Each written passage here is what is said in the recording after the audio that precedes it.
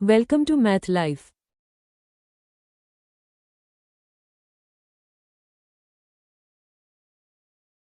Hello दोस्तों, maths live channel में आप सभी का स्वागत है। आज हम लोग शुरू करने वाले हैं क्लास 9 की एनसीईआरटी मैथ, ठीक है, जिसमें सबसे पहला चैप्टर हमारा दिया हुआ है संख्या पद्धति। इसे हम लोग नंबर सिस्टम भी बोलते हैं, ठीक है।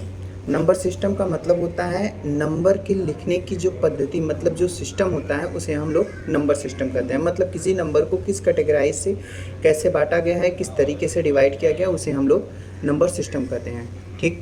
सबसे पहले हमारा दिया हुआ है संख्या रेखा। संख्या रेखा की बात करें, संख्या रेखा हम लोग बचपन से बनाते चले आए हैं। हम लोग पिछली कक्षाओं में भी इस बात के बारे में जिक्र कर चुके हैं और पढ़ भी लिए। मिड पॉइंट पे 0 होता है और दाहिनी तरफ हमारा 1 2 3 4 5 6 ऐसे डॉट डॉट डॉट करके इनफाइनाइट तक, और यहाँ पे -1 -2 -3 -4 -5 dot dot dot dot minus infinite तक, और ये हमारा जाता है प्लस इनफाइनाइट तक, ठीक है। अब हम लोग ये बात करते हैं कि हमारे जीरो के दाहिनी तरफ हम लोग जितने आगे बढ़ते जाएंगे वो नंबर हमारा प्लस होता जाएगा। अगर हम ऐसे कहें कि हम किसी भी नंबर के दाहिनी तरफ जाते हैं तो वहाँ पर हमारा नंबर बढ़ता हुआ दिखता है, और किसी भी नंबर के हम बाईं तरफ जाते हैं तो हमारा नंबर घटता हुआ दिखता है, घटता हुआ, ठीक है, और यहाँ पर बढ़ता हुआ दिखता है। अब हमारे नंबर्स की बात करते हैं।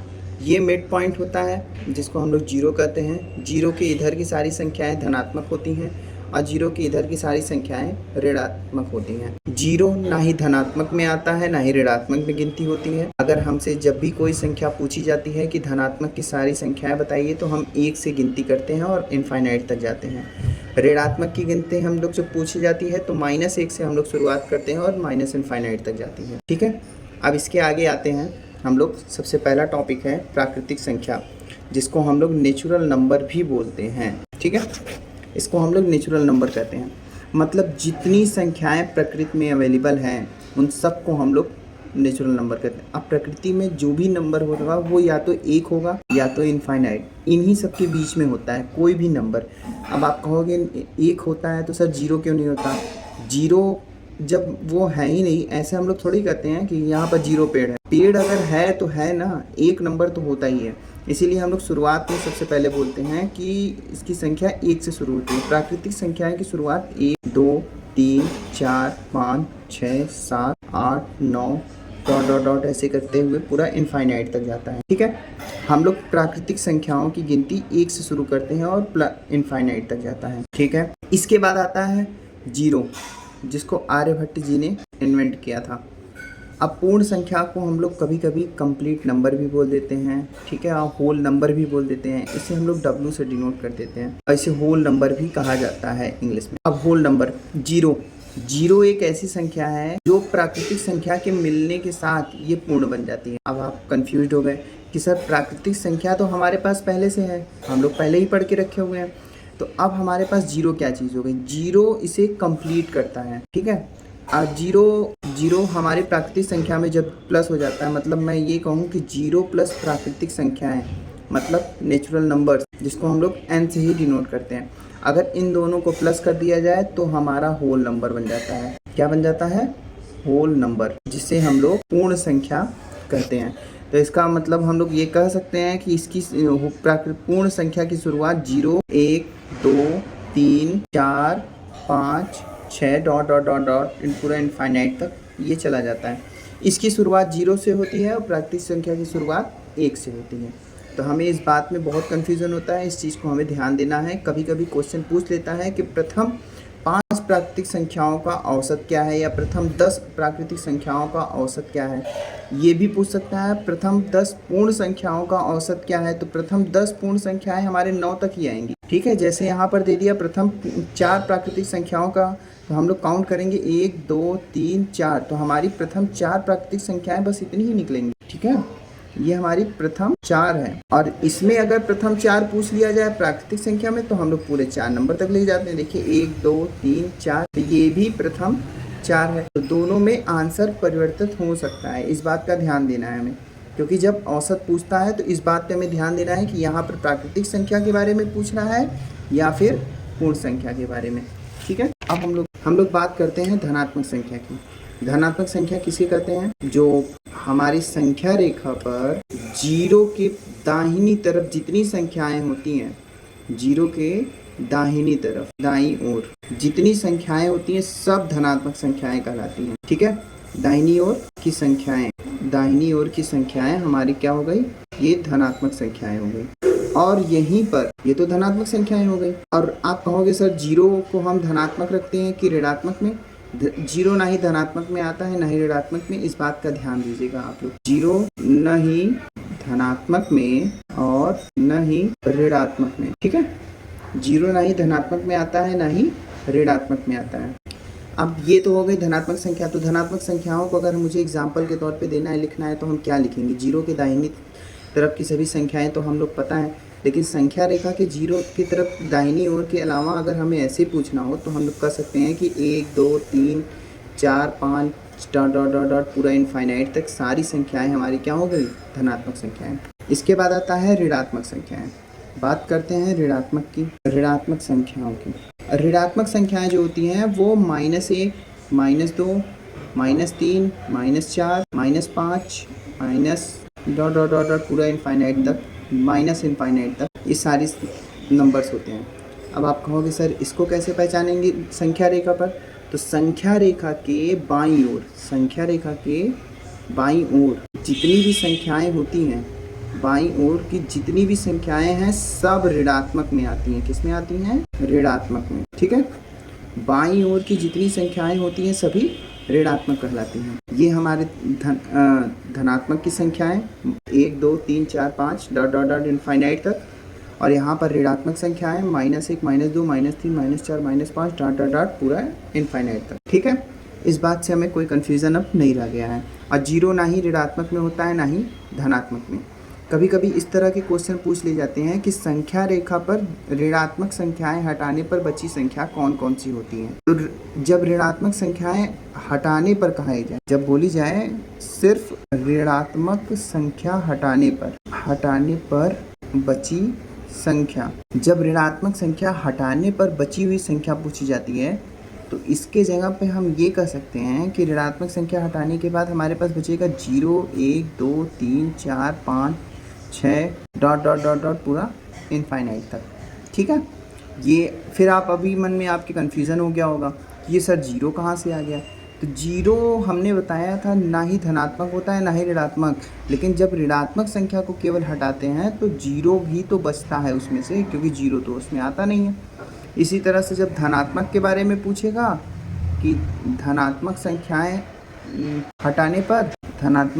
हटाने पर जो बची संख्या होती है उसको निकालने के लिए कहेंगे तो हम लिख सकते हैं 0 -1 -2 -3 -4 -5 dot dot dot minus infinite तक। ठीक है, ये चीज़ें हमारी यहाँ पर क्लियर हो जाएंगी कि धनात्मक संख्या जब हटाने पर पूछेगा तो हम 0 -1 -2 -3 -4 -5 इन सब संख्या की बात करेंगे।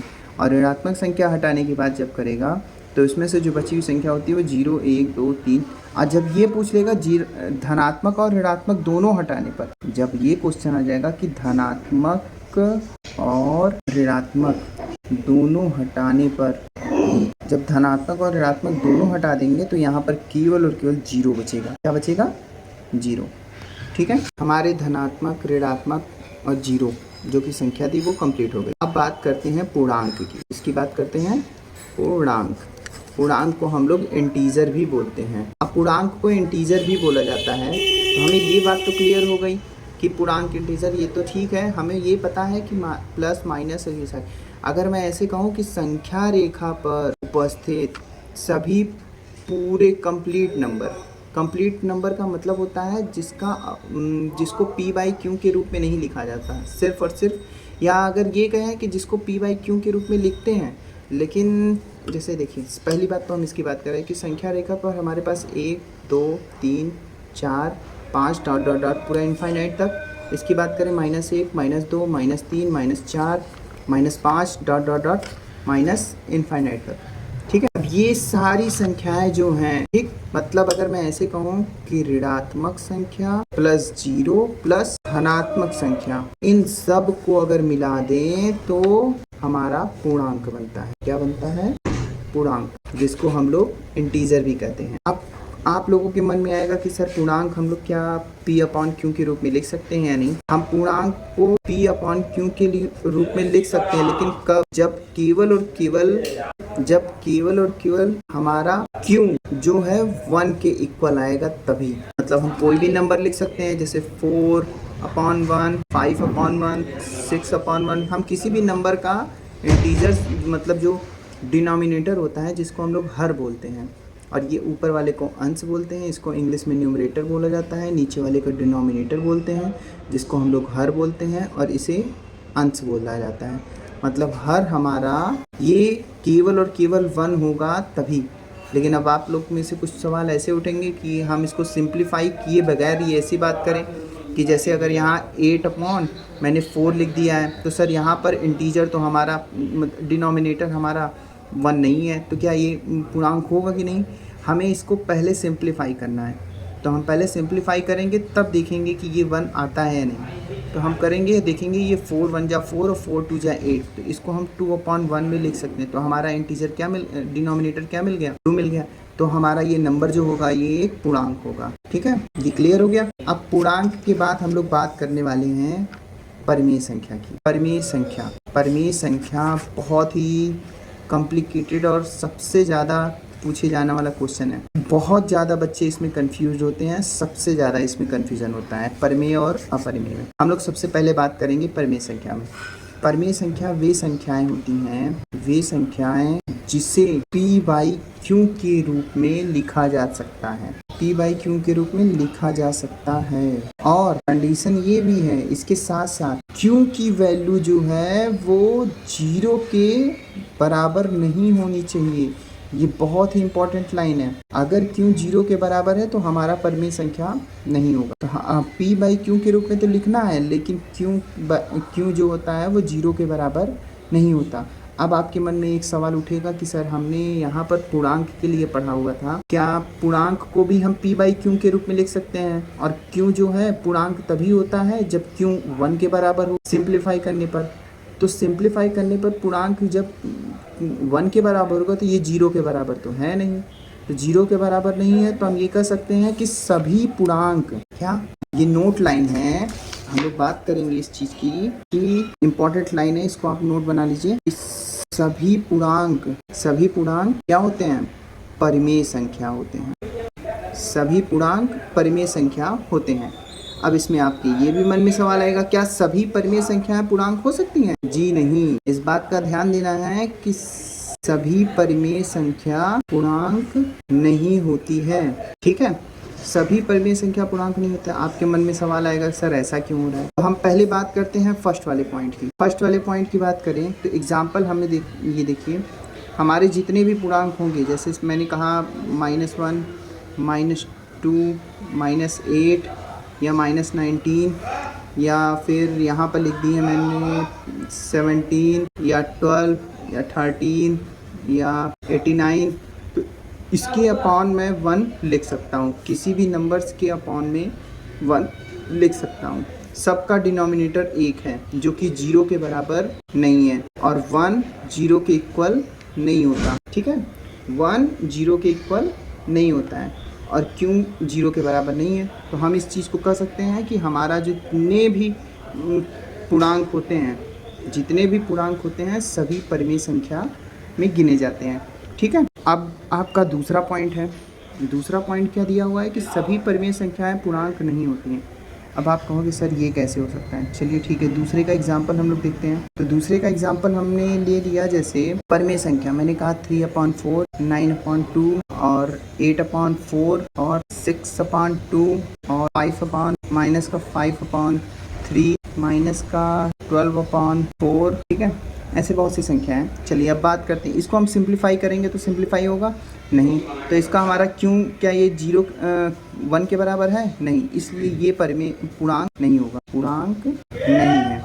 ठीक, इसको हम लोग सिंप्लीफाई करेंगे, सिंप्लीफाई नहीं हो रहा है, तो हमारा फाइनल आंसर यही है। तो फाइनल आंसर के आधार पे हम देखेंगे कि हमारा क्यों ये 1 के बराबर है? नहीं है, तो हम ये भी पूर्णांक नहीं है। √5 की